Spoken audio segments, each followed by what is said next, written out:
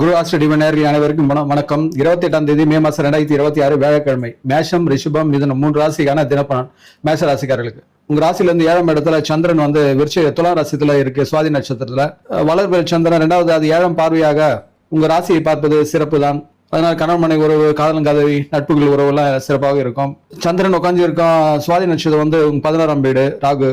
அதனால திடீர் அதிர்ஷ்டம், மூத்த சகோதரர்களுடைய ஆலோசனை அறிவுரை கிடைக்கும். உங்க 2ஆம் வீட்டிலே புதனும் சூரியன் புதன் ஆதித்ய யோகம் கொண்டதுனால அரசு வரக்கூடிய விஷயங்கள்லாம் நிறைவேறும்.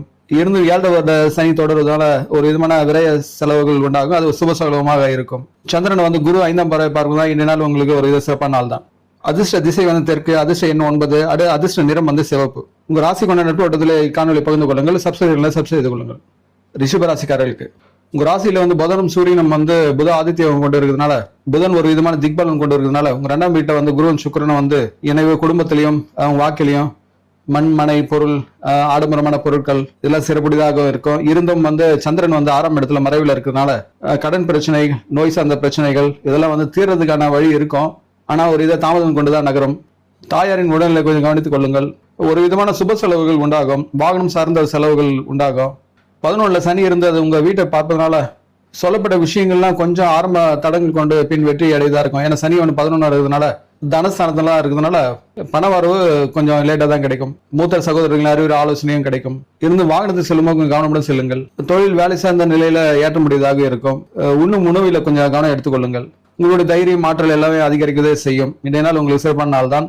உங்களுக்கு அதிர்ஷ்ட நிறம் வந்து வெள்ளை, அதிர்ஷ்ட எண் வந்து 6, அதிர்ஷ்ட திசை வந்து தென்கிழக்கு.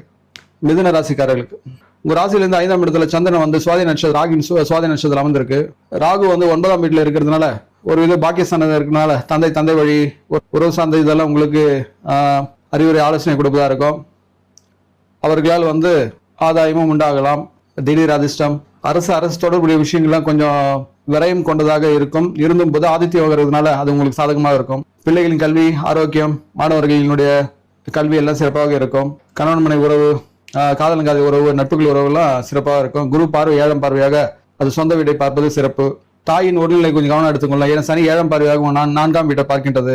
உங்க ராசிநாதன் சூரியனுடன் அஸ்தங்கமாகவில்லை. அதனால வந்து விரயத்துல இருக்கிறதுனால பண பரிவர்த்தனை சார்ந்த விஷயங்கள், ஜாமீன் எழுதி போறது, டாக்குமெண்டான விஷயங்களை சரிபாருது, அரசு தொடர்புடைய விஷயங்கள்ல கொஞ்சம் கவனித்து செயல்படுங்கள். இன்றைய நாள் வந்து உங்களுக்கு சிறப்பான நாள் தான். அதிர்ஷ்ட நிறம் பச்சை, அதிர்ஷ்ட எண் 5, அதிர்ஷ்ட திசை வந்து வடக்கு. இக்காணொலி வந்து உங்க நட்போடு பகிர்ந்து கொள்ளுங்கள். சப்ஸ்கிரைப் செய்து கொள்ளுங்கள்.